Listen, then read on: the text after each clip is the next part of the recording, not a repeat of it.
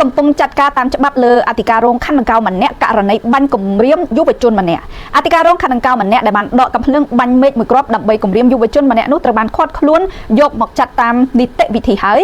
លោកហុងពិសិដ្ឋអធិការនគរបាលខណ្ឌកំពូលបានឲ្យដឹងថាពិតជាមានមែនករណីអធិការរងទទួលបន្ទុកផ្នែកគ្រឿងញៀននៃអធិការដ្ឋាននគរបាលខណ្ឌដង្កោរហស្សនាម